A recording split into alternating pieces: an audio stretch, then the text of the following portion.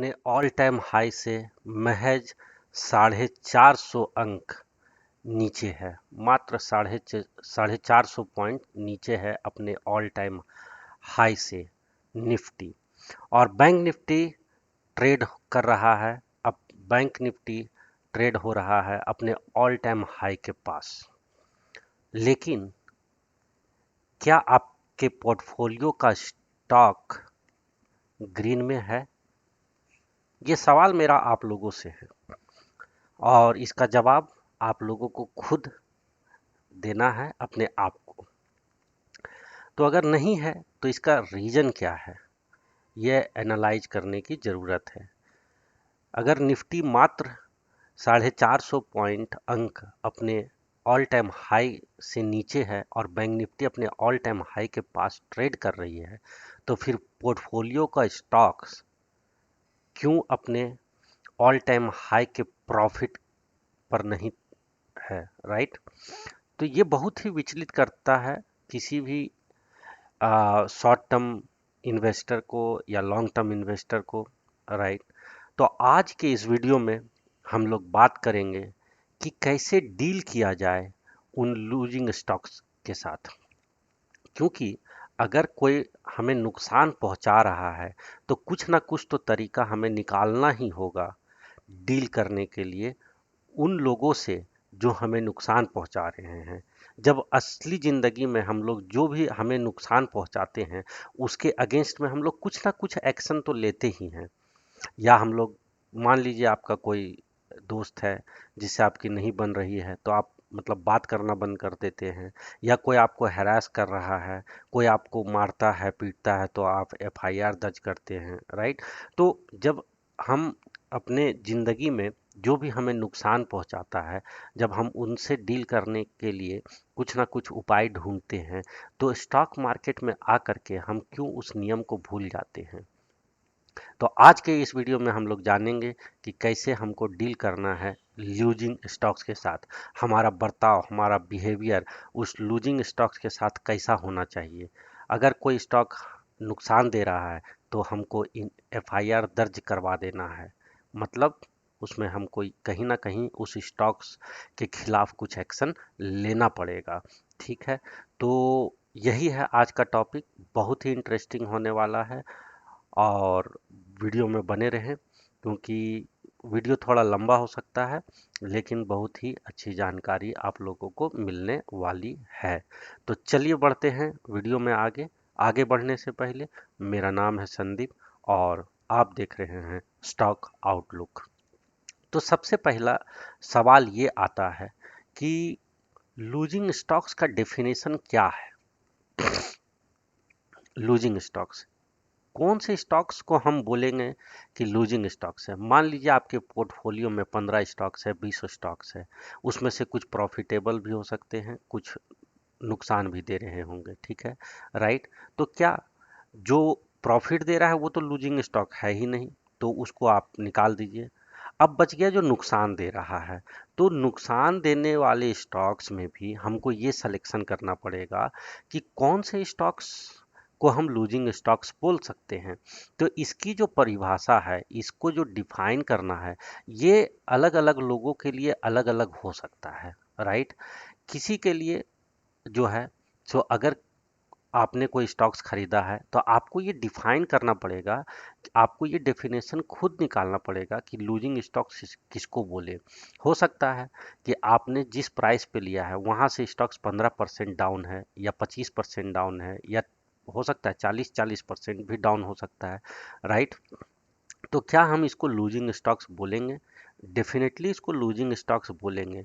लेकिन जब हम एक लंबी अवधि के लिए निवेश करते हैं तो उस कैटेगरी उम, उस कैटेगरी में हमको इस बात का ध्यान रखना होगा कि कौन से स्टॉक्स ऐसे हैं जो एक एक लिमिट से ज़्यादा करेक्ट हो गए हैं।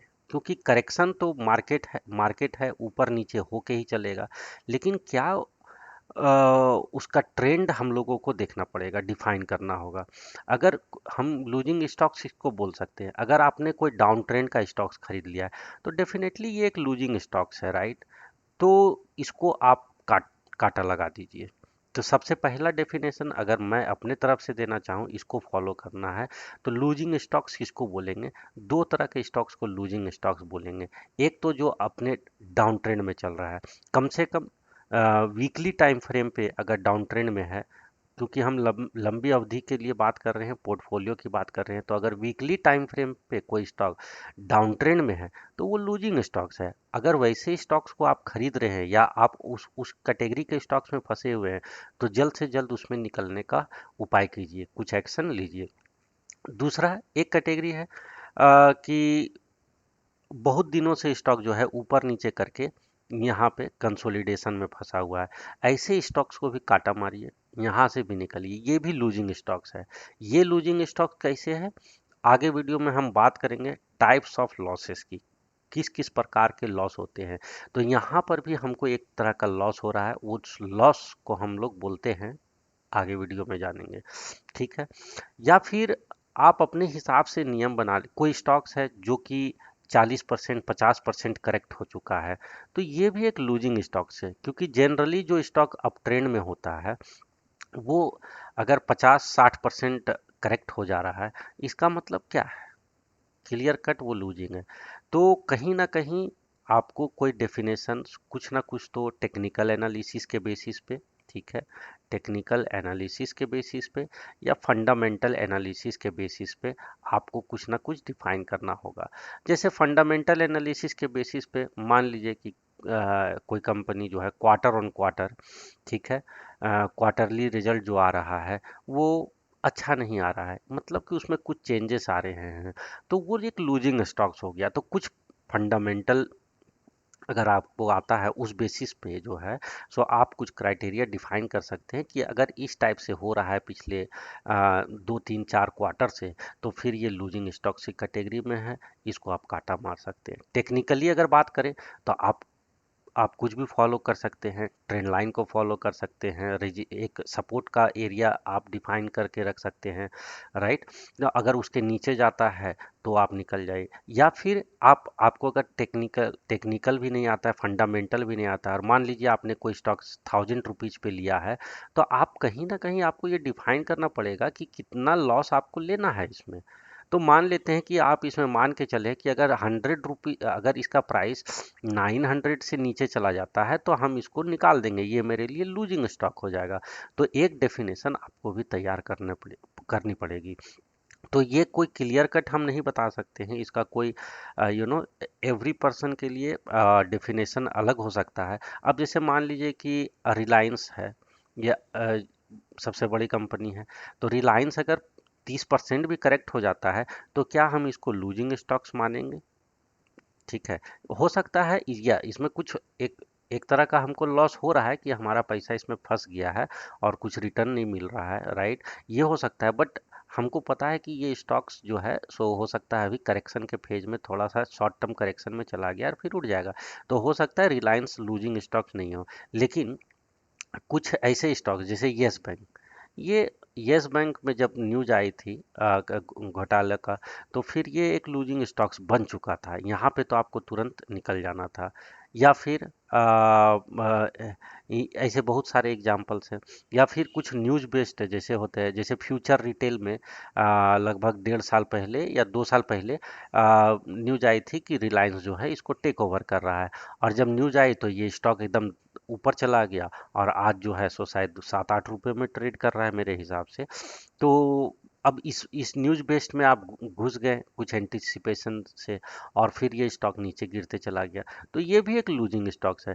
तो कोई एक क्राइटेरिया नहीं है कि आप मतलब आपको ये एक्सपीरियंस के साथ आपको टेक्निकल एनालिसिस, आपको फंडामेंटल एनालिसिस को जोड़ करके, या फिर अगर फंडामेंटल एनालिसिस टेक्निकल एनालिसिस आपको कुछ नहीं आता है, तो एक सिंपल फार्मूला कि 20% से ज़्यादा का नुकसान हम इसमें नहीं लेंगे इस स्टॉक्स में, और अगर 20% से ज़्यादा नुकसान मेरे कैपिटल पे हो जाता है, अगर आपने 1 लाख रुपया 1 लाख रुपया का कोई स्टॉक्स लिया है, तो आप अगर इसमें 20,000 से ज़्यादा लॉस होता है, तो ये आपके लिए लूजिंग स्टॉक्स होगा, आप इससे निकल जाएंगे। तो इस टाइप से आपको कुछ डिफाइन करना है। तो आपको ये जो डेफिनेशन है, जो डेफिनेशन है, जो परिभाषा है लूजिंग स्टॉक्स की, वो कहीं ना कहीं आपको अपने लिए डिफाइन करनी पड़ेगी, based on technical analysis, based on fundamental analysis, based on common sense, based on some number और योर रिस्क टेकिंग एबिलिटी।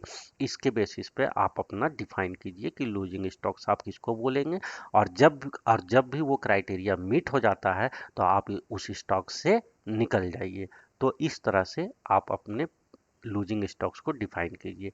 तो ये तो हो गया कि लूजिंग स्टॉक्स का डेफिनेशन हम कैसे देंगे, ये अलग अलग लोगों के लिए अलग हो सकता है, और आप अपने लिए डिफाइन कीजिए कहीं ना कहीं। ठीक है। तो अब लूजिंग स्टॉक्स के साथ में प्रॉब्लम ये है कि हम लोग को लॉसेस होता है। तो ये लॉसेस जो है सो कितने प्रकार के लॉसेस हो सकते हैं, तो अब हम लोग बात करेंगे टाइप्स ऑफ लॉसेस की। टाइप्स ऑफ लॉसेस, तो जब भी हम कोई स्टॉक्स खरीदते हैं तो उसमें किस किस प्रकार का लॉस हम लोग को देखने को मिल सकता है। तो जो सबसे पहला कैटेगरी है वो है लॉस ऑफ कैपिटल। कैपिटल का लॉस हो सकता है, जो भी आपने पूंजी लगाया है, आपने 2 लाख, 10 लाख, 20 लाख, जो भी कैपिटल लगाया है, पूंजी लगाया है स्टॉक्स को परचेज करने में, तो आपको एक तो ये कैपिटल लॉस होता है। अगर मान लीजिए कि आपने यस बैंक जैसे स्टॉक्स में इन्वेस्टमेंट किया था और बाद में कुछ ऐसी न्यूज आ गई, घोटाले की न्यूज आ गई, और वहां पे आपको स्टॉक्स को बेचना ही पड़ेगा, तो उसमें कुछ हो नहीं सकता। अगर रखेंगे तो और नुकसान तो बढ़ते ही जाएगा। तो यहाँ पे आपको कहीं ना कहीं कैपिटल का लॉस हो जाता है। अगर आप नहीं निकलेंगे तो आज देख ही रहे हैं हालत। ठीक है, फ्यूचर रिटेल का जैसे एग्जांपल दिए, डीएचएफएल का एग्जांपल है, तो वो सब कैपिटल का लॉस हो गया। कुछ कंपनियां गड़बड़ करती है, वो डूबेगी ही डूबेगी आपका ये। ठीक है। तो एक तो ये कैपिटल का लॉस हो गया। दूसरा जो लॉस है वो लॉस है, और ये कैपिटल का लॉस, ये लॉस ऑफ कैपिटल जो है ये बहुत ही मतलब एटलीस्ट कैपिटल का लॉस नहीं हो। ज़्यादातर लोग तो यही चाहते हैं कि कम से कम कुछ अगर नहीं मिले तो ना मिले, लेकिन कम से कम भैया लॉस ना हो, जितना हमने लगाया था उतना भी आ जाए तो हमको एक संतुष्टि मिलती है। लेकिन अब ठीक है, अब आप स्टॉक मार्केट में काम करते हैं तो लॉस तो होना ही होना है। ठीक है, और प्रॉफिट भी होना है, बट ओवरऑल नेट में हम प्रॉफिट लेके जाने की कोशिश करते हैं। ऐसा कभी नहीं हो सकता है कि सारे स्टॉक्स में आप प्रॉफिट ही करके निकले। ठीक है। दूसरा जो लॉस है वो है अपॉर्चुनिटी लॉस्ट। अपॉर्चुनिटी लॉस, अब क्या है कि अपॉर्चुनिटी लॉस क्या है कि आपने कोई स्टॉक्स लिया, अच्छे समय पे आपने एंट्री भी करी। ठीक है, बस स्टॉक चलने वाला ही था, दौड़ लगाने वाला ही था, और आपने उसमें एंट्री कर ली, और वो स्टॉक्स काफ़ी अच्छा रनअप ले लिया। राइट। रनअप लेने के बाद मान लेते हैं कोई भी स्टॉक्स मोमेंटम में होता है तो हो सकता है वो नेक्स्ट 6 मंथ 1 ईयर तक भी ऊपर चलता रहे, और बाद में फिर उसमें एक डेफिनेटली करेक्शन का फेज आता ही आता है। राइट। और फिर वो स्टॉक गिर के 1 साल के बाद या 1.5 साल के बाद आपके बाइंग प्राइस के आसपास ही ट्रेड होने लगता है। इस केस में आपको क्या होता है, अपॉर्चुनिटी लॉस होता है, क्योंकि स्टॉक्स तो आपने सही सेलेक्ट किया, ऊपर भी गया, लेकिन आपने एग्जिट ही नहीं किया। तो एग्जिट आपने किया नहीं, फिर से स्टॉक आ गया आपके ही प्राइस पे, तो ये क्या है, ये है अपॉर्चुनिटी लॉस। और ये भी बहुत ही पेनफुल होता है। फॉर एग्जाम्पल, अभी जैसे निफ्टी आईटी जो है कोरोना के बाद जबरदस्त एक अप मूव में था, कोरोना के समय से लेकर के और 1 साल तक। अब जबरदस्त एक अप मूव इसमें देखने को मिला। अब 1 1.5 साल के बाद आप देख रहे हैं कि आईटी इंडेक्स कितना करेक्ट कर गया है। और इस केस में मैं बहुत ही मतलब दोस्तों से बात करता हूँ, लोगों से मिलता हूँ, तो उसमें हमको पता चलता है कि आज भी वो आईटी स्टॉक्स रखे हुए हैं, और बहुत लोगों का तो लॉस भी चल रहा है। ठीक है, क्योंकि इनिशियल लेवल पे तो लिए नहीं, लिए ऊपर थोड़ा हाई लेवल पे लगा आईटी स्टॉक सब कुछ अच्छा करेगा, लेकिन अभी करेक्शन के फेज में है, लॉन्ग टर्म करेक्शन में चला गया है। और अब जो है सो इवन दो की स्टॉक्स अच्छे हैं, आईटी स्टॉक से जो बहुत सारे स्टॉक्स काफ़ी अच्छे स्टॉक्स हैं, लेकिन अब करेक्शन के फेज में है, हमको उसमें लॉस। तो इसमें क्या है, आपका जो कैपिटल था वो 2 साल से क्या है, लगभग 2 साल से आप उसमें फंसे हुए हैं। राइट। तो अगर बैंक में भी रख देते, एफडी में भी रख देते, तो कम से कम भैया 4-5% का रिटर्न तो मिल जाता, अब यहाँ पे आपको कुछ नहीं मिल रहा है। तो ये हो गया अपॉर्चुनिटी लॉस, तो ये भी एक बहुत बड़ा लॉस है।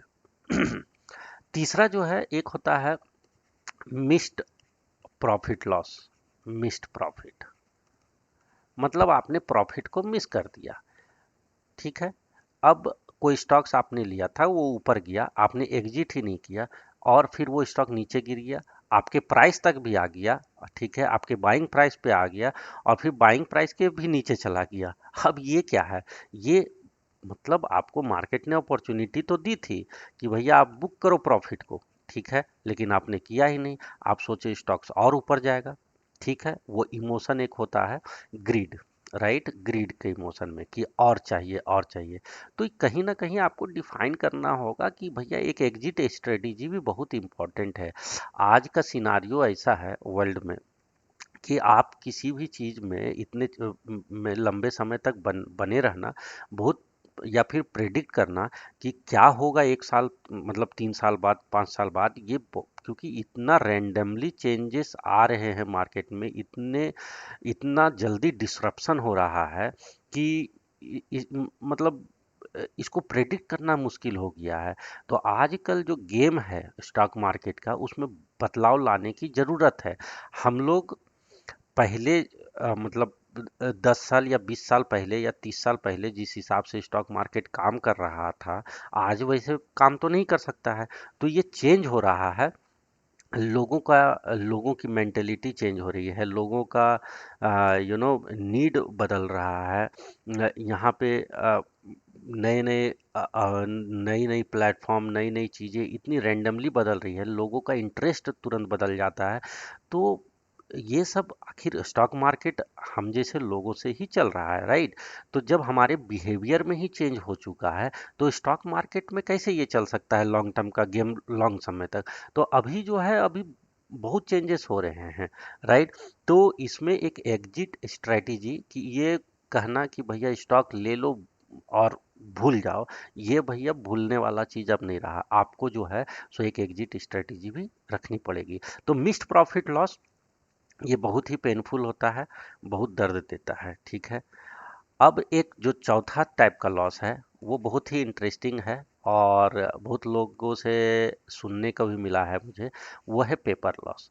तो पेपर लॉस क्या है कि लॉस तो हो रहा है, लेकिन हमने अभी तक लॉस बुक नहीं किया है। मान लीजिए कि आपने यस बैंक का स्टॉक खरीदा था कभी, लेकिन अभी तक आप उसको ढो रहे हैं, राइट। आपने उसको बुक नहीं किया है लॉस, भले आपका कैपिटल 1 लाख से जो है अब बस 1,000 बचा हुआ है, आपने बुक नहीं किया और आप ये सोच रहे हैं कि फिर से मेरा 1 लाख रुपया आ जाएगा। तो ये होने वाला नहीं है। तो अब क्योंकि आपने बुक नहीं किया है, मतलब आपने अभी तक अब अपने पोर्टफोलियो से उस स्टॉक्स को सेल नहीं किया है, तो आप बोल रहे हैं कि मेरे को केवल पेपर लॉस हुआ है, राइट। लेकिन वो लॉस तो पेपर लॉस हुआ है, राइट। लेकिन अब कहीं ना कहीं एक समय तो आएगा, मतलब वो ऐसी तो नहीं, ऐसा तो नहीं है। अरे कभी कदाल किसी में कुछ टर्न अराउंड अचानक से हो जाए तो वो चमत्कार वाली बात अलग है, ब्लैक स्वॉन इवेंट अलग वाली बात है। लेकिन ज़्यादातर स्टॉक्स तो ऐसा है नहीं कि जिसमें इतने सारे दिक्कत हो, वो तुरंत जो है फिर से अपने मतलब 400 500 और 700 का लेवल टच कर जाए तुरंत, ठीक है। तो पता नहीं, वो टर्न अराउंड होना बहुत ही मुश्किल है। तो ये पेपर मतलब हम स्टॉक रखे हुए हैं अपने पोर्टफोलियो से बेचे नहीं हैं, तो वो पेपर लॉस बोल रहे हैं। तो ये मतलब इस टाइप से सोच करके कोई फायदा है नहीं। उसमें क्या है, आप उसमें जो भी पैसा लगा हुआ है, ठीक है, तो उसको कहीं अगर निकाल करके हम किसी दूसरे स्टॉक्स में इन्वेस्ट करते हैं, तो कहीं ना कहीं उस पे मुझे जो अपॉर्चुनिटी लॉस कि जो हमने बात की कि जहाँ पे हमारा कैपिटल ग्रो ही नहीं हुआ 1 साल में, जहाँ खरीदे थे वहीं पे है लेकिन समय चला गया, तो अपॉर्चुनिटी। तो यहाँ पे आप एक तो आपका जो है कैपिटल लॉस भी हो रहा है, और दूसरा इसमें आप अपॉर्चुनिटी लॉस भी कर रहे हैं। तो दो दो तरह का लॉस आप क्यों झेल रहे हैं पेपर लॉस के बहाने, राइट। तो ऐसे स्टॉक से निकल जाना है। तो ये कुछ ये जो है टाइप्स ऑफ लॉसेस है, तो capital loss, opportunity loss, missed profit loss और पेपर लॉस। तो ये अब इसके पीछे का मकसद क्या था? ताकि आपके ध्यान में रहे कि हम लोग क्या क्या लूज कर रहे हैं। हम लोग केवल कैपिटल ही लूज नहीं करते हैं, अगर एक समय तक अपने कैपिटल पे हमने कुछ रिटर्न नहीं जनरेट किया तो हमारी अपॉर्चुनिटी लॉस भी हो रही है। अगर स्टॉक्स हम हमारे खरीदने के बाद काफ़ी अच्छा 30% 40% तक बढ़ा है और वहाँ पे अगर हम प्रॉफिट नहीं बुक करते हैं और फिर से वो स्टॉक्स हमारे प्राइस के नीचे चला जाता है, तो वो भी हमारा मिस्ड प्रॉफिट हो गया और पेपर लॉस, मतलब ज़बरदस्ती रखे हुए हैं स्टॉक्स को। ठीक है, तो इस टाइप्स के लॉसेस हैं। तो बात आगे ये आती है कि ठीक है, ये तो बता दिए, लेकिन आखिर कैसे कम करेंगे लॉस को, बात इस पे भी होनी चाहिए। तो how to reduce losses, right. तो रिड्यूस करने का तरीका क्या है, तो ये थर्ड टॉपिक है इसमें, रिड्यूस लॉसेस। तो देखिए, लॉसेस को रिड्यूस करने का जो तरीका है, सबसे पहला तरीका, कॉमन तरीका, स्टॉप लॉस का, राइट। स्टॉप लॉस, आपको लॉस रिड्यूस करना है तो कहीं ना कहीं लॉस को स्टॉप करना है, तो आपको स्टॉप लॉस लेके चलना पड़ेगा। अब ये स्टॉप लॉस ऐसा नहीं है, स्टॉप लॉस अब ट्रेडिंग पर्सपेक्टिव से देखेंगे तो बहुत सा, अब क्या है कि भैया ट्रेडिंग पर्सपेक्टिव से, अच्छा ठीक है, किसी, मान लीजिए हमने 900 का स्टॉक खरीदा, 20 रुपये का स्टॉप लॉस लगा दिया, 30 40 रुपये का प्रॉफिट लगा दिया, ये सब गेम चलते रहता है ट्रेडिंग में। ठीक है, तो वो तो छोड़ दीजिए। हम लोग अगर पोर्टफोलियो की बात करें तो इसमें स्टॉप लॉस डिफाइन करने का तरीका अलग है मेरे हिसाब से। ठीक है, एक तो अच्छे स्टॉक्स में स्टॉप लॉस कैसे डिफाइन करें, तो उसका आप मेजर सपोर्ट लेवल हम लोग ढूंढ सकते हैं थ्रू टेक्निकल एनालिसिस। एक अच्छा मेजर वीकली चार्ट पे एक कोई ऐसा ट्रेंड लाइन या फिर एक ऐसा एरिया जहां से जहां जहां जहां से जहां पे स्टॉक्स में डिमांड जनरेट होनी चाहिए थे लेकिन वहां पे डिमांड जनरेट नहीं हुई, वो सपोर्ट का एरिया टूट जाता है। तो ये टेक्निकली आपको थोड़ा देखना पड़ेगा। या फिर अगर फंडामेंटली वेरी गुड स्टॉक्स है, ठीक है, बहुत सारे ऐसे स्टॉक्स है, पीडी लाइट हो गया, एशियन पेंट हो गया, रिलायंस हो गया, राइट, ये सब टॉप हजारों, मतलब बहुत सारे ऐसे स्टॉक्स हैं जो कि फंडामेंटली बहुत ही स्ट्रांग है। ठीक है, तो उस केस में क्या करें, उस केस में हमको ये देखना होगा कहीं फंडामेंटल चेंजेस तो नहीं हो रहा है, कहीं क्वार्टर ऑन क्वार्टर या ईयरली लॉसेस बढ़ तो नहीं रहे कंपनी के। तो उस टाइप का हम लोग को एक ध्यान में रख करके एक स्टॉप लॉस डिफाइन करना ही करना पड़ेगा। मतलब कहीं ना कहीं आपको जो है सो स्टॉप लॉस लेना होगा। सबसे अच्छा तरीका मुझे जो लगता है, जो मैं करता हूँ, वो है टेक्निकल एनालिसिस के थ्रू कुछ एक अच्छा मेजर लेवल, मेजर सपोर्ट का एरिया, या लॉन्ग टर्म चार्ट पे, वीकली चार्ट पे या मंथली चार्ट पे एक कोई ट्रेंड लाइन को सपोर्ट का एरिया निकाल करके अगर उसके नीचे जाता है तो एक बार के लिए निकल जाइए। क्योंकि स्टार्टिंग में अगर आप लॉस ले लेंगे तो शुरुआत में जो लॉस लेंगे ना, ये मैंने देखा है कि शुरुआत में अगर आपको 5,000 या 10,000 का लॉस हो रहा है तो वो बहुत छोटा है। क्योंकि जब जब इसको आप, तो शुरुआत में जो लेंगे लॉस वो छोटा लॉस ही होता है। लेकिन आप सोचेंगे नहीं नहीं, देखते हैं, फिर पता चलेगा अगला मंथ जो है ये 5 का लॉस जो है 20 हो गया, और कुछ मंथ और रुकिएगा तो ये 40 में बदलेगा, और धीरे धीरे करके ये लॉस जो है सो बढ़ते ही चला जाता है। तो एक बार के लिए निकल जाएं, क्योंकि छोटा लॉस होगा, आप रिकवर कर सकते हैं। बड़ा लॉस हो गया, रिकवर करते करते ही आपका हालत खराब हो जाएगा। तो एक स्टॉप लॉस आपको डिफाइन करना होगा। वो आप, स्टॉप लॉस का तरीका आप खुद से निकालिए, कुछ भी हो सकता है, आप उस पर सोच विचार कीजिए। ठीक है, तो एक तो ये हो गया। दूसरा जो है, एक्सेसिव ट्रेडिंग मत कीजिए। एक्सेसिव ट्रेडिंग मतलब आज ये अच्छा लग रहा है, इसको भी ले लो, उसको भी ले लो, फिर क्या है कि दिक्कत हो जाता है, आज तुरंत बेच दिए, तुरंत खरीद लिए। ठीक है, तो इस टाइप से ज़्यादा ओवर ट्रेडिंग से बचें। मेनली ये बात है कि ओवर ट्रेडिंग से हमको क्या करना है, ओवर ट्रेडिंग से बचना है। ठीक है, अब आगे का पॉइंट हो गया आपका कि रिस्क टॉलरेंस की बात करेंगे। रिस्क टॉलरेंस, तो देखिए, हर लोग, हर एक व्यक्ति का, हर एक ट्रेडर का, हर एक इन्वेस्टर का एक रिस्क टॉलरेंस कैपेसिटी होता है अपने कैपिटल के हिसाब से। किसी के लिए जो है सो 1 लाख का लॉस भी बड़ा लॉस नहीं है, किसी के लिए 1 करोड़ का भी लॉस बड़ा लॉस नहीं है, बेस्ड ऑन कैपिटल। उसका अगर कैपिटल का साइज वैसा है तो उसके हिसाब से रिस्क। तो अब हमको अपने कैपिटल के हिसाब से, अपने नेचर के हिसाब से, अपने बिहेवियर के हिसाब से हमको अपना रिस्क टॉलरेंस डिफाइन करना पड़ेगा। कि मैं इससे ज़्यादा बर्दाश्त नहीं कर सकता हूँ। एक समय आएगा जब आपको बर्दाश्त नहीं होगा लॉस, राइट? तो वो आपको पता होना चाहिए कि ऐसा कौन सा फिगर है जिसके बाद रिस्क टॉलरेट करना मुश्किल हो जाएगा, उसके बेसिस पे आपको काम करना पड़ेगा। तो अगर आपका रिस्क टॉलरेंस नहीं है तो आप ज़्यादा रिस्की स्टॉक्स में काम ना करें। जैसे स्मॉल कैप कंपनीज से थोड़ा दूर रहें। आप वैसे स्टॉक्स में काम करें जो कि सालों से स्टॉक मार्केट में लिस्टेड है, काफ़ी अच्छी हिस्ट्री रही है, उसका प्रोडक्ट आप लोग जानते हैं, पहचानते हैं, मार्केट में देखते हैं, डेली यूज में होता है, खरीदते हैं, राइट, यूज करते हैं। उस टाइप का स्टॉक्स में इन्वेस्ट करें। उसमें क्या है कि इवन दो कि आपको अगर मतलब थोड़ा सा ज़्यादा लॉस भी दिख रहा होगा, लेकिन आपको कहीं ना कहीं आप उसमें कंफर्टेबल रहेंगे। रिस्क टॉलरेंस का एक डेफिनेशन ये भी है, एक तो हो गया कि हाँ ठीक है, फिगर वाइज कि हाँ मैं 20,000 से ज़्यादा का लॉस मेरे से बर्दाश्त नहीं होगा, यही है आपका कैपेसिटी, या 40,000 से ज़्यादा बर्दाश्त नहीं होगा। दूसरा क्या है कि ठीक है, आप आपके आपके हिसाब से हो सकता है ये फिगर ज़्यादा हो, मान लीजिए कि 50,000 का लॉस हो रहा है, ये फिगर हो सकता है ज़्यादा हो, लेकिन आप कहीं ना कहीं आप घबरा नहीं रहे हैं, आप इस रिस्क को टॉलरेट कर पा रहे हैं। क्यों? क्योंकि आपने ऐसे स्टॉक्स में इन्वेस्ट किया है जो कि आपको पता है कि ये थोड़ा सा अभी दबाव की चपेट में आ गया है कुछ कारणों से, बट ये स्टॉक्स ऐसा नहीं है कि ये रिकवर नहीं करेगा। तो उसमें अगर लॉस भी हो रहा है तो आप उसको हैंडल कर सकते हैं, आप मेंटली प्रिपेयर हैं, ठीक है। लेकिन अगेन वही लूजिंग स्टॉक्स का जो डेफिनेशन था उसको जरूर ध्यान में रखें, ठीक है, और उसके बेसिस पे अपना निर्णय लें।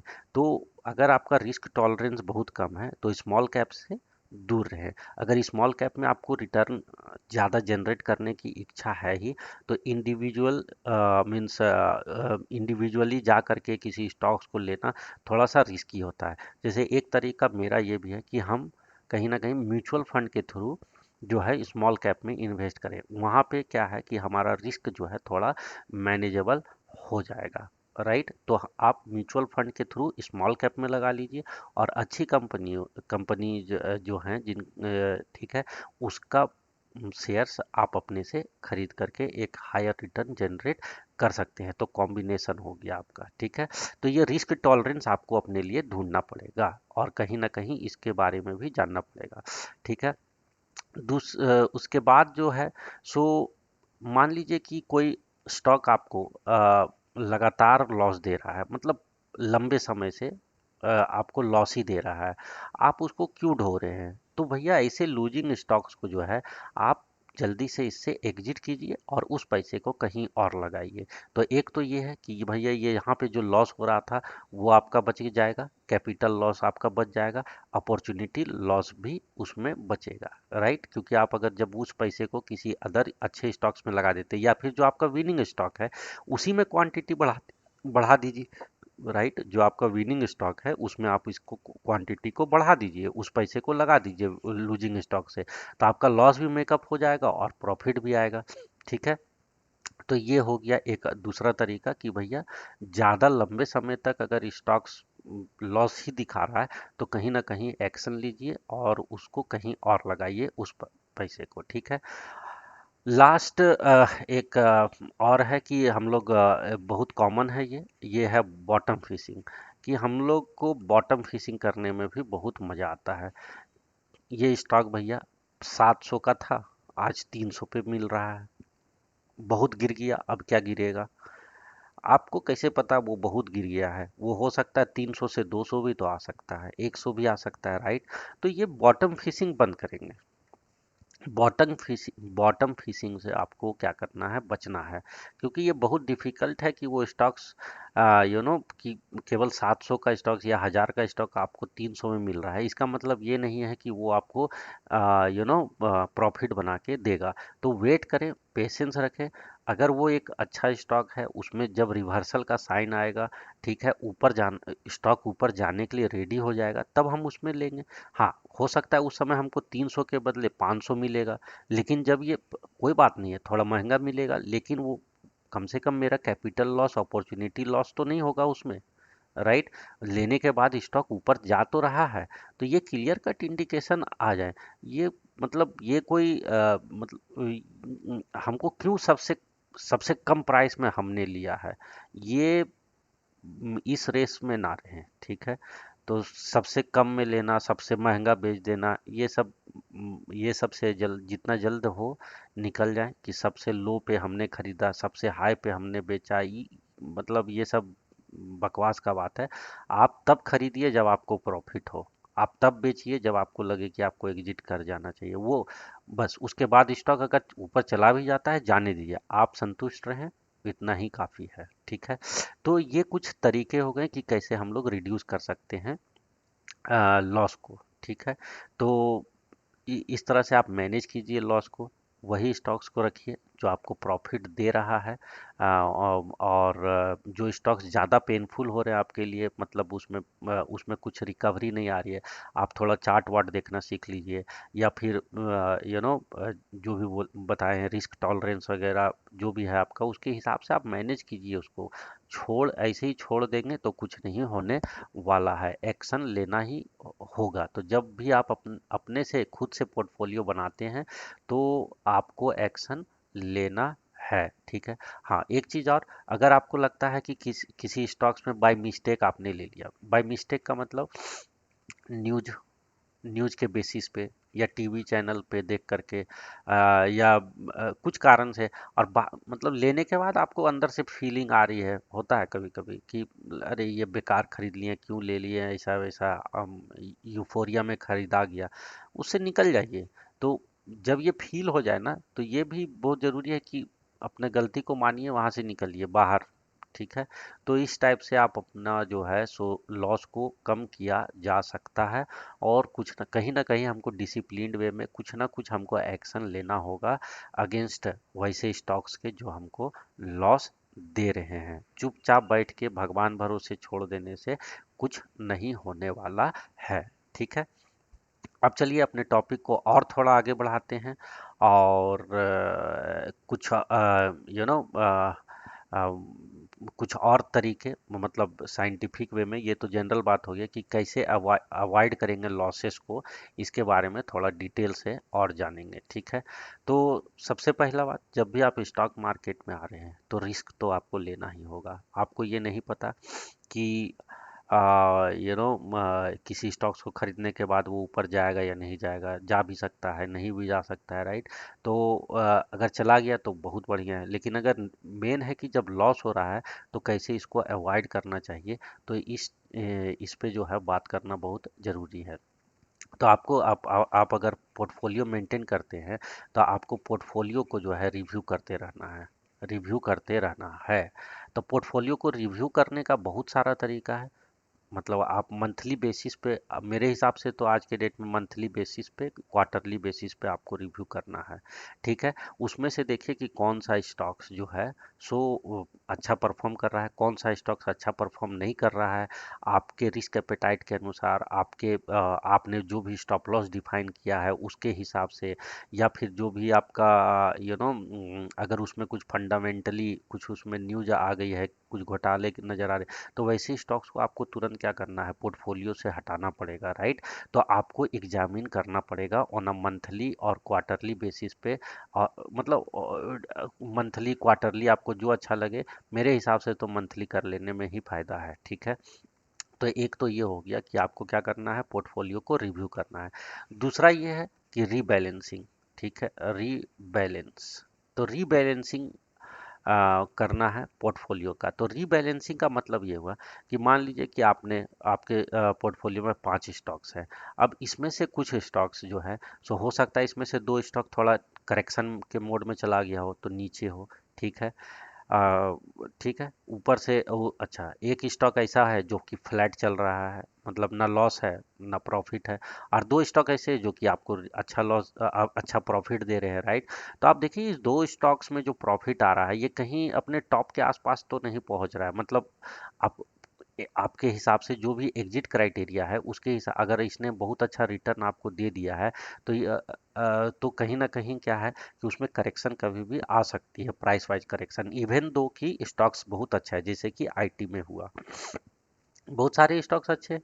विप्रो हो गया, टीसीएस हो गया, कोई भी नाम लीजिए, बड़े बड़े स्टॉक्स हैं, सब अच्छा है, लेकिन क्या है, वही है। तो मिस्ड प्रॉफिट लॉस जो हमने बताया टाइप्स ऑफ लॉसेस में, तो कहीं ना कहीं आपको एग्जिट प्लान करना पड़ेगा। तो आप उसको आप वहां से निकल जाइए जिसमें अच्छा आपको प्रॉफिट हो गया, आप एक बार वहां से निकलिए। ये कर सकते हैं कि कंप्लीटली एग्जिट मत कीजिए। अगर आपने मान लीजिए कि 100 क्वांटिटी है, तो इसमें से कम आप 70% बुक कर लीजिए। 30% जो है कॉस्ट टू कॉस्ट आप निकलने, मतलब अगर करेक्शन होता है तो कहीं ना कहीं वहाँ पे आपका एक जो स्टॉप लॉस का एरिया आप जो चुनेंगे, या फिर जो भी है आपका जो टॉलरेंस वगैरह है, उसके हिसाब से आप कहीं ना कहीं उसको 15% नीचे अगर स्टॉक गिर जाता है तो वहाँ पे निकल जाइए। तो 30% आप बाद में प्रॉफिट बुक कर सकते हैं, ठीक है। तो इस तरह से, और वो जो पैसा है वो निकाल करके आपको क्या करना है, आपको ऐसे स्टॉक्स में लगाना है जो कि अब चलने के लिए तैयार हो रहे हैं। देखिए मार्केट में क्या होता है, मार्केट में एक तो होता है प्राइस वाइज करेक्शन, ठीक है, प्राइस करेक्शन होगी, राइट। और एक होगा आपका टाइम वाइज करेक्शन। ये दो टाइप की करेक्शन होती है। लोग ज़्यादातर जो ध्यान दे रहे हैं वो होता है प्राइस करेक्शन पे, ठीक है। तो गिर गया, लेकिन एक टाइम करेक्शन भी होता है। तो टाइम करेक्शन कैसे पता करेंगे, तो ये काफ़ी इस पे भी कभी अलग से वीडियो में चर्चा करेंगे हम लोग टाइम वाइज करेक्शन के बारे में। लेकिन अब क्या है कि एक स्टॉक जब काफ़ी अच्छा ये ऊपर चला गया है, तो अब उसमें प्राइस वाइज करेक्शन आना तय है। ऐसा तो नहीं होगा कि वो चलते ही चला जाएगा। तो उस केस में हो सकता है, अब आपने किस प्राइस पे लिया है वो डिपेंड करता है, राइट।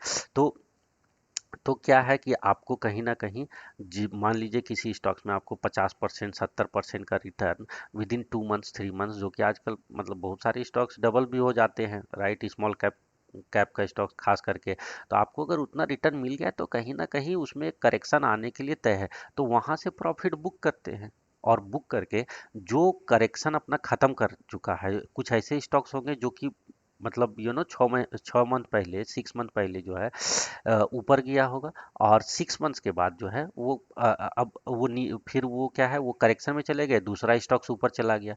ऐसा बहुत बार होता होगा कि जो आपने स्टॉक खरीदा वो मतलब बहुत बार ऊपर ही खरीद लेते हैं हम लोग, राइट। और वो जहाँ खरीदते हैं वहीं से मतलब उसका डाउनफॉल चालू हो जाता है।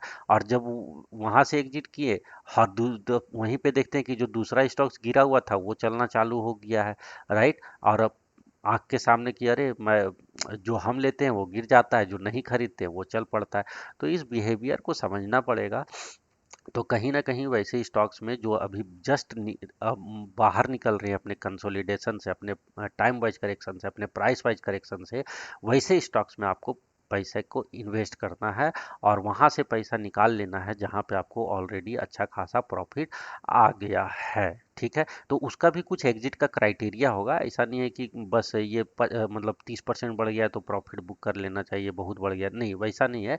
कुछ एग्जिट का क्राइटेरिया रखिए, ठीक है, टेक्निकली फंडामेंटली, या फिर जो भी आपका एक कि 15% करेक्शन हो गया, जो भी है उसके हिसाब पे आप एग्जिट कीजिए, रीबैलेंस कीजिए, उस पैसे को निकालिए, किसी दूसरे स्टॉक्स में लगाइए जो चलने के लिए तैयार हो रहा है, और ये हो गया, ठीक है। उसके बाद वही बात हो गई कि एग्जिट, एग्जिट बहुत इंपॉर्टेंट है। तो टाइम करना होगा आपको एग्जिट को। तो अगर क्योंकि भैया हम लोग को लूजिंग लॉसेस से बचना है, राइट। तो एग्जिट प्लान और एंट्री प्लान ये दोनों बहुत इंपॉर्टेंट है। एंट्री, तो एंट्री की टाइमिंग और एग्जिट की टाइमिंग, ठीक है। तो बहुत बार वही होता है कि हम लोग जो हमारी एंट्री होती है वो हम ऐसे पॉइंट पे एंट्री कर रहे हैं जहां से स्टॉक्स करेक्शन करने के लिए तैयार हो रहा है। और एग्जिट भी बहुत बार ऐसे जगह करते हैं जहां पे स्टॉक्स या तो करेक्शन खत्म कर चुका है ऊपर, मतलब कुछ स्टॉक्स ऐसे हैं जो गिर रहा है गिर रहा है गिर रहा है, आप फ्रस्ट्रेट हो जाते हैं, और जहां एग्जिट करते हैं वहीं से स्टॉक चलना चालू होता है, ठीक है। और बहुत बार ऐसा होता है कि हम लोग एंट्री ही वहीं करते हैं, जो जहां एंट्री करते हैं वहीं से स्टॉक। तो ये आपको प्लान करना पड़ेगा। तो एंट्री और एग्जिट बहुत ही इंपॉर्टेंट है, राइट। अगर आप कितने भी अच्छे स्टॉक्स में एंट्री क्यों ना ले लें, अगर आपकी एंट्री ही सही नहीं हुई है, आपका एंट्री का प्राइस अच्छा नहीं है, और स्टॉक्स तो बहुत अच्छा है लेकिन आपने उसको बहुत टॉप पे खरीद लिया है, काफ़ी अच्छा चलने के बाद उसमें ऑलरेडी जो है, हो सकता है पिछला जो जो भी बॉटम बना होगा वहां से हो सकता है स्टॉक्स 50% ऑलरेडी चल चुका है, और आप बस देख रहे थे बढ़ते हुए उसको, और जब आपने लिया तो उसमें करेक्शन चालू हो गया, राइट। तो अगर आपकी एंट्री अच्छी नहीं है तो अच्छे स्टॉक्स में भी आप पैसा गवाएंगे। अगर आपकी एंट्री अच्छी है तो हो सकता है कभी कभी स्टॉक्स अच्छा नहीं भी है, वहाँ भी प्रॉफिट बना ले रहे हैं।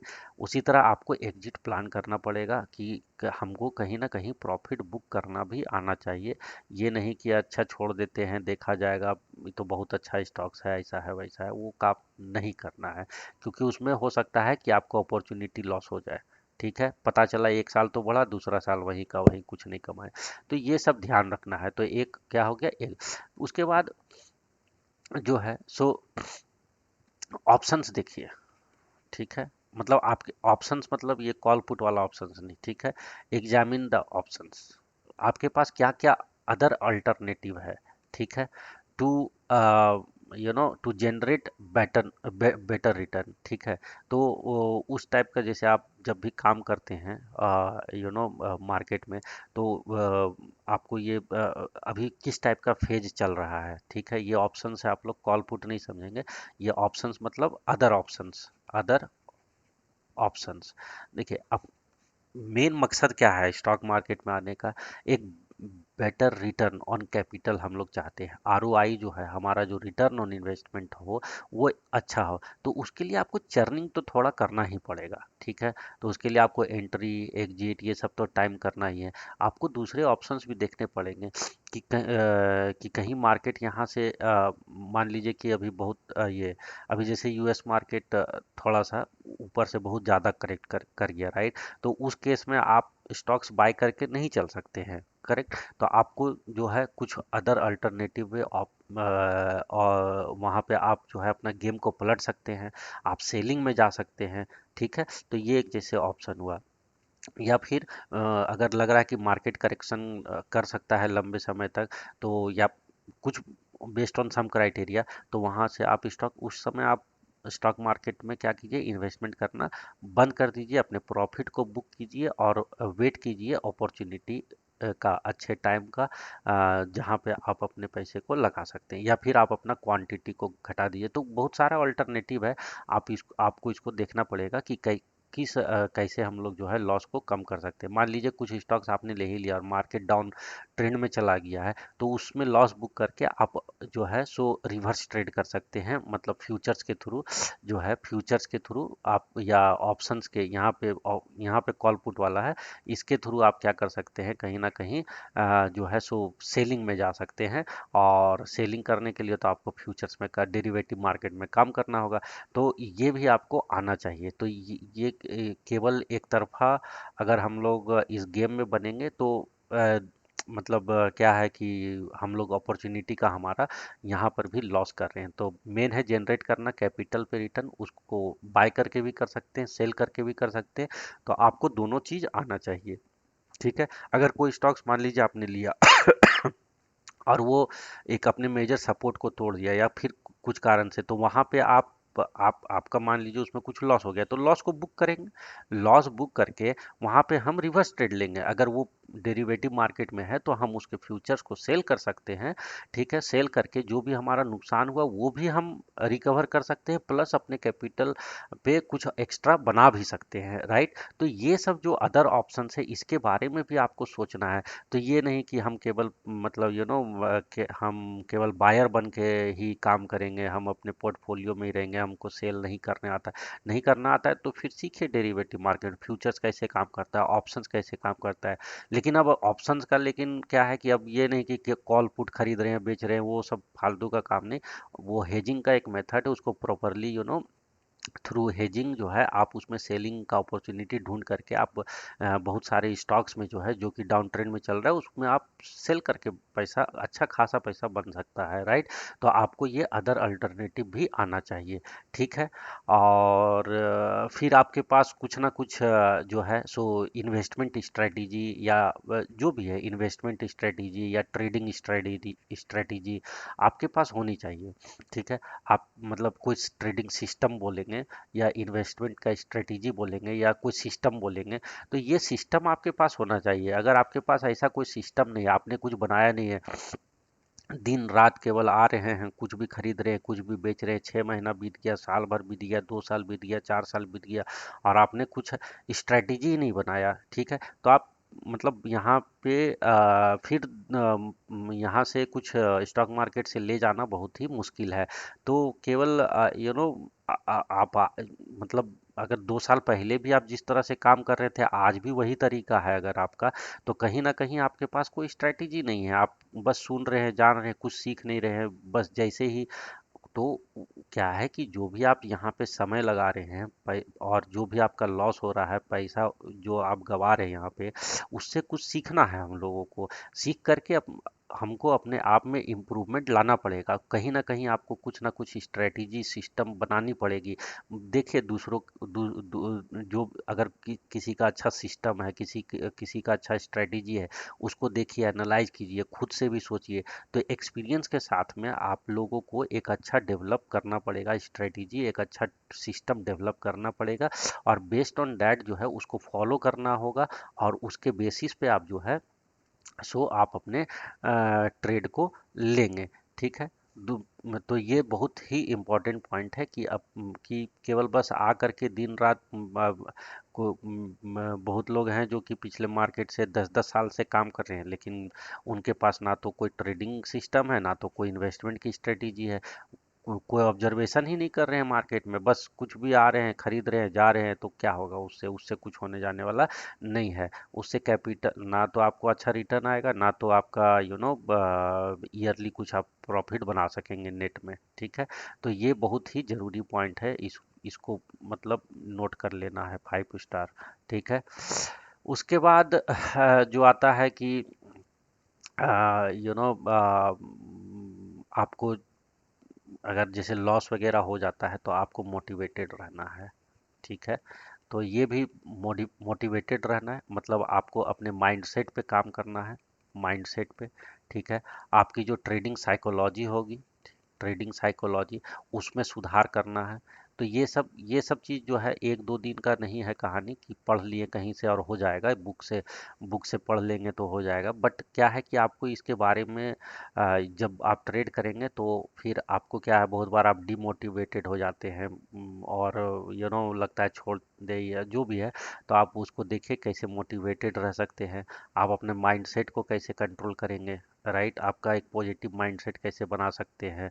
बहुत बार लॉस होगा, बहुत बार प्रॉफिट होगा, न्यूट्रल रहने का कोशिश करें, और अपने ट्रेडिंग साइकोलॉजी को सुधारने का कोशिश करें। ट्रेडिंग साइकोलॉजी पे मैंने कुछ वीडियो ऑलरेडी अपने चैनल पे बनाया हुआ है, तो जा करके जरूर देखें। उससे कहीं ना कहीं आपको पता चलेगा कि क्या क्या हम लोग क्योंकि जो साइकोलॉजिकल जो एरर करते हैं हम लोग, वो एक्चुअली हमको पता ही नहीं चलता है कि हम जो है ये गलत कर रहे हैं। ठीक है। लेकिन क्योंकि वो ह्यूमन बिहेवियर का एक नेचर होता है, उस हमको पता ही नहीं चलता है कि हम लोगों से कुछ गलती हो रही है। हमको लगता है हम जो कर रहे हैं, जो सोच रहे हैं वो सही है। तो ये क्या है, ये बहुत तरह का साइकोलॉजी इसमें आ जाता है, माइंडसेट इसमें आ जाता है। तो उस वीडियो को जरूर देखें, उससे बहुत ही सीखने को मिलेगा। तो ट्रेडिंग साइकोलॉजी को समझें, और मतलब ह्यूमन साइकोलॉजी को समझना जरूरी है, और इसमें सुधार लाए। तो तो ही हम जा कर के अपने लॉसेस से डील कर पाएंगे, और कहीं ना कहीं स्टॉक मार्केट से हम एक अच्छी खासी रकम बना पाएंगे, कैपिटल खड़ा कर पाएंगे। ठीक है। तो यही है, बहुत थोड़ा लंबा चौड़ा हो गया भाषणबाजी, बट हो सकता है कुछ 1-2-4 पॉइंट भी अगर आप लोगों को मिल जाता है इससे कुछ सीखने लायक, तो अच्छा है। तो डील करें लूजिंग स्टॉक्स के साथ में। जो भी लॉस दे रहा है आपको, जो स्टॉक लॉस दे रहा है, जो इंसान आपको परेशान कर रहा है, उनसे आप डील करना सीखें। भागने का नहीं है। और जो अच्छे व्यवहार कर रहे हैं उनके साथ आप भी अच्छा व्यवहार कीजिए, और जो अच्छे स्टॉक्स रिटर्न दे रहे हैं उसके साथ भी जो है सो बने रहें। ठीक है। तो इस प्रकार से मोटिवेटेड रहें, कुछ ना कुछ सीखते रहना है, और स्ट्रेटेजी पे काम करना है, डेवलप करना है। और ये तभी हम लोग इस स्टॉक मार्केट में आगे बढ़ सकते हैं। तो बस आज के लिए इतना ही इस वीडियो में। मिलते हैं हम लोग नेक्स्ट वीडियो में। Thanks for watching the video. Take care.